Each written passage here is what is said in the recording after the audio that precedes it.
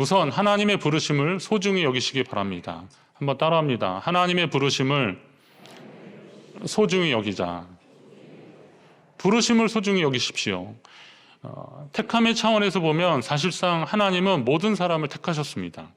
하나님이 택하셨다 그렇게 하더라도 하나님은 모든 사람을 택하신 것이 맞습니다. 성경에 천하만민이라는 표현이 자주 나옵니다. 천하만민.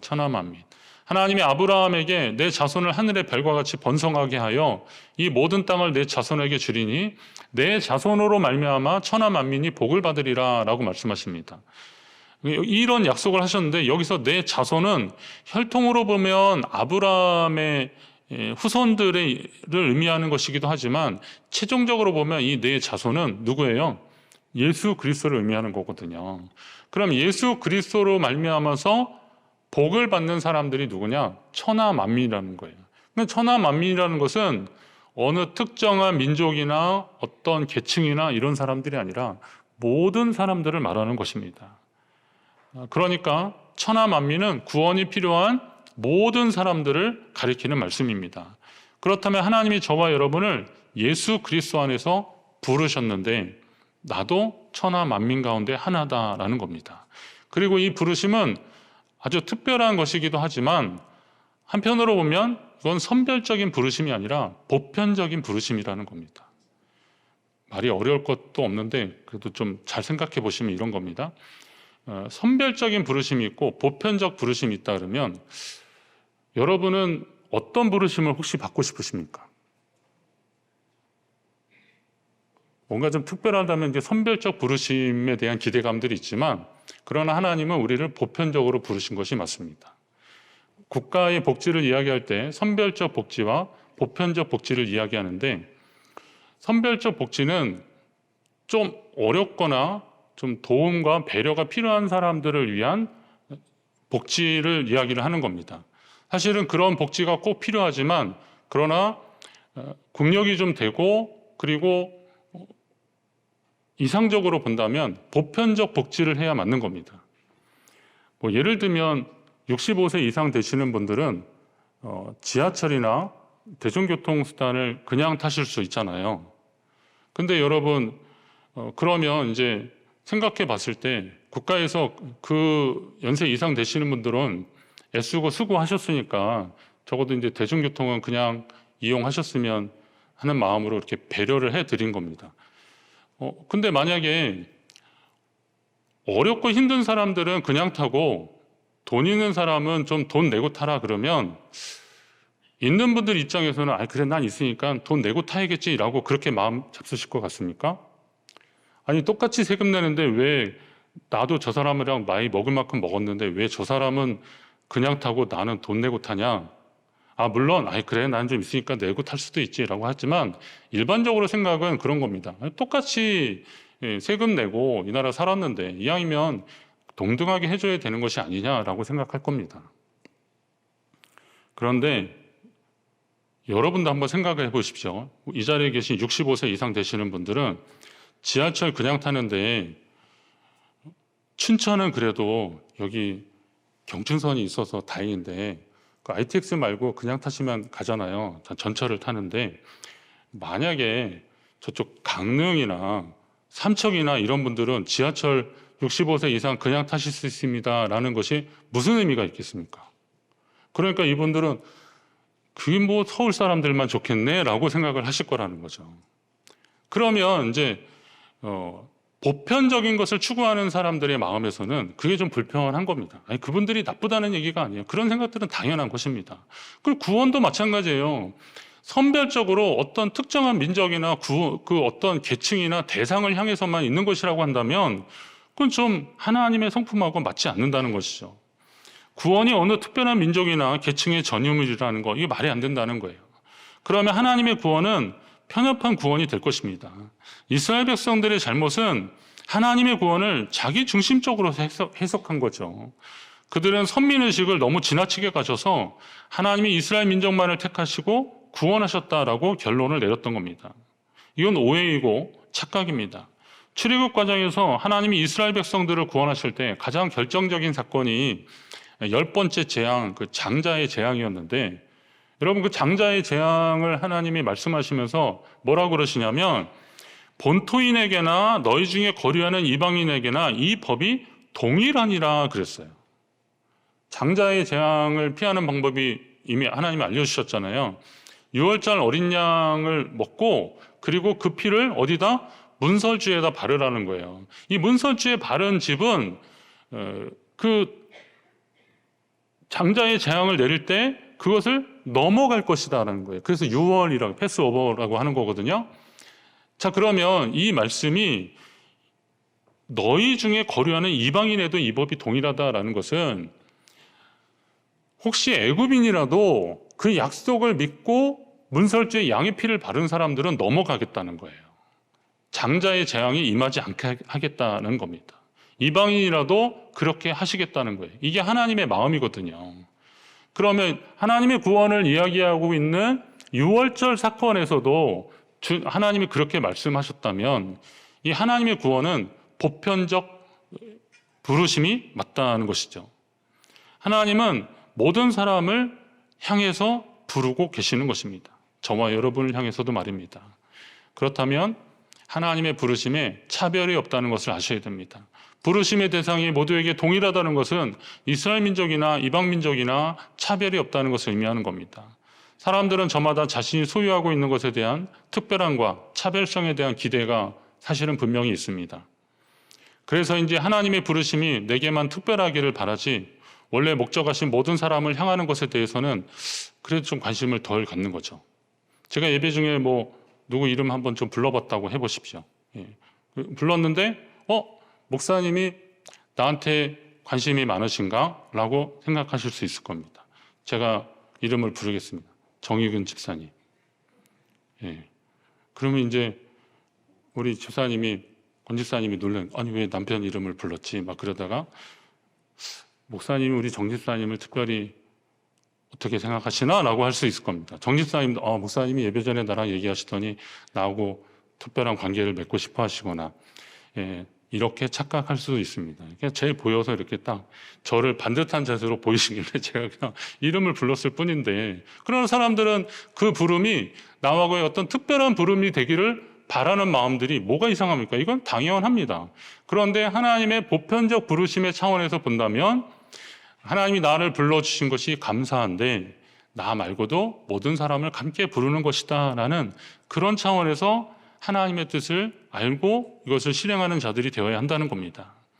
그러나 이스라엘 민족들은 이걸 놓친 거죠. 예수님 당시에 서기관과 바리새인들은 구원받은 유대인들만, 구원은 유대인들만을 위한 것이라고 그렇게 여겼습니다. 그렇게 알고 있었어요. 앞에서 말씀드린 6월절 규례의 경우처럼 하나님은 이스라엘이나 이방인이나 똑같이 6월절을 통해서 구원받기를 원하셨는데 그 구원을 자신들 민족만을 위한 것이라고 그렇게 착각했고 하나님의 구원을 사유하려고 했던 것입니다. 그럼 보통 구원이 필요한 사람은 어떤 사람이겠습니까? 스스로 생각하기에 죄인이라고 하는 사람, 사람들로부터 외면받고 외로운 사람, 하나님 앞에 어떻게 나와야 할지도 모르는 사람들에게 사실은 복음이 전해지고 구원이 이르러야 그게 되는 건, 그래야 정상이 아니겠습니까? 그게 하나님 뜻 아니겠습니까? 그러다 보니까 예수님은 사역하시면서 그 당시에 사회적으로 소외되고 그리고 사람들에게 때로는 좀 비난받고 그리고 외면당하는 사람들을 많이 찾아가셨습니다. 그 대표적인 게 이제 세리와 죄인, 창기 이런 사람, 부류의 사람들이잖아요. 이 사람들은 만약에 이제 요한이든 예수님이든 어디에서 말씀을 전한다 그러면 보통은 누가 말씀을 전하는데 그 말씀이 참 신기하고 놀라워, 우리 한번 가자라고 했을 때 우르르 가고 싶은 게 정상 아니겠어요? 그런데 세리는 마음 놓고 못 나가는 거예요. 여리고의 삭개오 같은 경우 보십시오. 그 많은 사람들이 막 예수님 주변에 있으니까 그가 키가 작아서 거기 못 간 거겠습니까? 사람들 사이에 어울리기가 힘들었던 겁니다. 수가성 여인이 자기도 더운데 땡볕에 물들어 가고 싶겠습니까? 사람들이 하도 뒤에서 수근수근 거리니까 이 말 저 말 듣기 싫고 물은 또 떠와야 되니까, 그러니까 한낮에 물들어 가는 거 아닙니까? 그러면 이런 사람들은 도대체 언제 말씀을 들을 수 있는 거예요? 언제 복음을 들을 수 있는 거예요? 그러니까 예수님이 그 집에 찾아가신 거예요. 그들과 함께 식사를 해 주신 거예요. 왜 밥을 먹었냐? 어쩌면 예수님도 밥을 한 4끼, 5끼 드셨을 수도 있겠다는 생각이 듭니다. 저도 신방하다가 아니면 뭐 사역하면서 한 5끼 먹은 적도 있거든요. 밥 먹었는데 갔는데 또 먹으라는 거예요. 아니, 저 식사를 했다고. 아, 그래도 목사님 이거 조금 한 숟갈이라도 드시라고 막 그러는 겁니다. 에라 모르겠다. 먹는 거죠. 예. 제가 요즘 당회원입니다. 아시죠? 당회장입니다. 그래서 너 어디 갔는데 아이스크림 좀 먹어보라고 막 그러는 겁니다. 초코 아이스크림은 당이 더 세거든요. 아, 그래도 뭐 분위기상 안 먹을 수는 없고 그래서 또 먹었어요. 예수님 식사를 한 번, 4번, 5번도 하셨을 것 같은데 밥 안 먹으면 삭개오가 음식 다 차려놨는데 아니 나 배불러서 못 먹는 건데도 괜히 그렇게 말했다가는 아, 예수님이 내가 사람들로부터 그런 대접받는다고 내가 음식 차린 거 안 먹는구나 이러면 얼마나 또 상처예요. 그러니까 그래도 좀 드셨잖아요. 이런 걸 가지고 서기관이나 바리새인이나 이런 사람들은 예수님이 저 죄인들과 어울린다 이렇게 얘기하는 겁니다. 예수님 그들의 생각을 아시고 뭐라 그러셔요? 나는 의인이 아니라 죄인을 부르러 왔다. 지난 주간 새벽에 묵상하고 나눈 말씀인데요. 나는 의인을 부르러 온 것이 아니라 죄인을 부르러 왔다라고 하십니다. 여기서 진정한 의인과 죄인은 무엇입니까? 의인과 죄인의 구분은 과연 무엇입니까? 사람들이 알아차릴 만큼의 큰 죄가 아니더라도 하나님을 속이고 양심을 속이면서 스스로 의로운 척하는 사람, 그 사람은 겉으로 보면 의인입니다. 그러나 그 사람은 죄인입니다. 교만한 사람은 자신이 죄인임을 인정하지도 않고 깨닫지도 못합니다. 차라리 지금 내가 죄인이라고 고백하고 인정하는 사람들은 이 말씀이 전해질 때 회개하고 돌이키는 역사라도 일어나거든요. 그런데 교만한 사람들은 그리고 스스로 의인이라고 여기고 착각하는 사람들은 하나님의 말씀이 들어갈 틈이 없는 겁니다. 그리고 회개의 역사가 일어날 틈도 없는 거죠. 따라서 우리는 주님 앞에, 말씀 앞에 더 겸손해야 하는 겁니다. 말씀 앞에 겸손하시기 바랍니다. 하나님의 말씀을 대할 때 그 말씀이 이거는 저 남의 것을 토색한 사람들, 도둑질한 사람 이런 사람들이나 들어야지라고 하는 거 이거는 남 비방하고 시기하고 질투하는 그런 사람들이 들어야 할 말씀이지라고 그냥 예단하면서 그렇게 말씀을 듣지 마시고 혹시 내 안에 그러한 욕구가 있거나 그런 본능이 있다면 주님 나의 생각조차도 주님이 정리해달라고 기도하는 게 겸손한 사람의 태도일 것입니다. 겸손을 크고 대단한 것으로 생각할 필요도 없습니다. 겸손은 그 사람의 속에서 묻어나는 것이지만 이거는 좀 상대적인 성격이 있습니다. 제가 무인도에 가서 뭐 겸손하고 아니면 교만한다고 해서 무슨 티라도 나겠습니까? 스스로한테 교만하고 스스로한테 겸손한 사람 뭐가 있겠습니까? 내 앞에 누가 있어야 되는 거잖아요. 그런데 겸손은 뭐 얼굴에 겸손 이렇게 써 있나요? 교만은 뭐 교만 이렇게 써 있습니까? 뭐 하는 거 보면 또 알 수는 있지만 그래도 그 속에서 드러나는 것입니다. 배어 나오는 것입니다. 그렇다면 겸손한 삶을 산다는 것은 하나님의 부르심에 차별이 없고 나뿐만이 아니라 그에게도 하나님의 부르심과 목적이 있음을 알고 그를 바라보고 그 속에 있는 하나님의 형상을 깨달으면서 함께 하나님 앞에 나아가는 것이 진짜 겸손이라는 겁니다. 예수님이 어찌하여 형제의 눈 속에 있는 티는 보고 내 속에 있는 들보는 깨닫지 못하느냐라고 말씀하셨잖아요. 나는 특별하고 대단하다라고 하는 우월의식이 아니라 주님 앞에서는 모두가 용서받고 구원받아야 할 죄인임을 아는 동료의식이 필요한 겁니다. 그러니까 이 동료의식을 가진 사람이 겸손한 사람이라는 겁니다. 우월의식 가진 사람은 하나님의 이런 보편적 부르심과 그를 통해서 행하시려고 하는 하나님의 뜻이 무엇인지를 모르고 또 설령 그런 감이 와도 외면할 수밖에 없는 것입니다. 우리는 더 겸손하게 하나님의 부르심에 겸손하게 주님 앞에 나아가야 할 것입니다. 그렇다면 하나님의 부르심에 대한 응답은 순종하는 삶으로 이어진다는 것도 기억하십시오. 리고레 목사님이 아주 유명한 목적이 이끄는 삶이라고 하는 그 책에 보면 하나님이 우리를 지으신 목적이 분명히 있다라고 하면서 몇 가지 이제 그 지으신 목적에 대해서 이렇게 나열을 하는데 크게 한 5가지 이야기합니다. 우리는 하나님이 기쁨을 위해서 계획되었고 하나님의 가족으로 태어났고 그리스도를 닮도록 창조되었고 하나님을 섬기기 위해서 지금의 모습으로 지음받았고 그리고 마지막으로 우리는 그것을 이루기 위한 사명을 위해서 지음받았다. 그러니까 하나님의 뜻을 이루기 위한 사명으로 지음받았다라는 것입니다. 그러니까 이러한 지으심의 목적을 알고 그에 맞는 삶을 살아야 한다라고 이야기하고 있습니다. 표현은 조금 달라도 우리가 하나님의 부르심을 받았다면 바로 이와 같은 목적으로 우리를 부르셨다는 것을 알아야 합니다. 그러면 그 부르심의 목적에 맞는 삶을 살아가야 하는 것이 성도의 사명이잖아요. 그 목적을 이루기 위해서 우리가 명심해야 되는 것. 하나님의 목적을 이루기 위해서 명심해야 되는 게 뭐냐? 하나님의 목적을 이루기로 결심한 사람들이 명심해야 되는 게 뭐냐? 그게 바로 순종이라는 겁니다. 바울은 고린도 교회 성도들을 향해서 말했지만 이게 모든 성도들에게 적용되는 말씀입니다. 하나님의 약속은 얼마든지 그리스도 안에서 예가 된다 그랬어요. 그런즉 그로 말미암아 우리가 아멘하여 하나님께 영광을 돌리게 되느니라라고 했습니다. 예와 아멘입니다. 우리가 보통 아멘도 예의 부류에 속하지만 저는 이 말씀을 묵상하면서 몇 가지 좀 구분을 하려고 했습니다. 그건 뭐냐면 하나님의 부르심에 예는 바로 응답하는 거잖아요. 아무개야 라고 했을 때 누가 나를 위해 갈꼬 라고 했을 때 예, 제가 여기 있습니다 라고 하는 게 예입니다. 가겠느냐 라고 했을 때 yes, 예, 제가 가겠습니다 라고 반응하는 것이 예입니다. 그런데 그리스도 안에서 이 그리스도 안에서를 보십시오. 그리스도 안에서 그러니까 예가 되는데 예수 그리스도를 통해서 우리를 부르신 거잖아요. 그러니까 예가 된 건데 이제 그로 말미암아 우리가 아멘하여 하나님께 영광을 돌린다는 것은 하나님이 구체적으로 우리에게 말씀하실 때 우리를 통해서 하나님이 일하시려고 할 때 사명을 주셨을 때 아멘해야 된다는 거죠.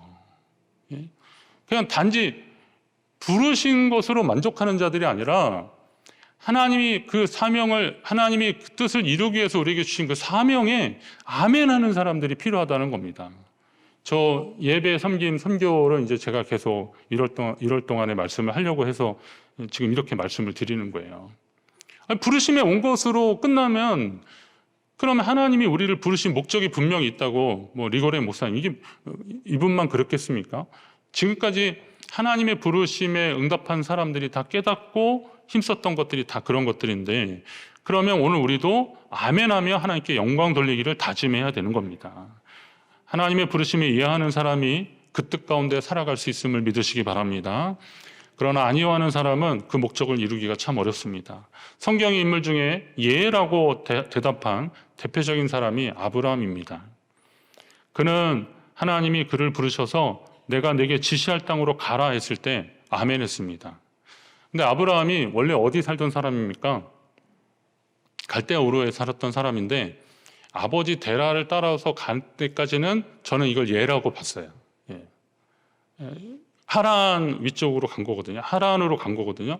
이건 아버지가 이제 가자 그랬으니까 그때는 뭐 일종의 이제 그 부족 국가니까 그 족장 시대니까 그러니까 아버지가 가자니까 그냥 따라가는 겁니다.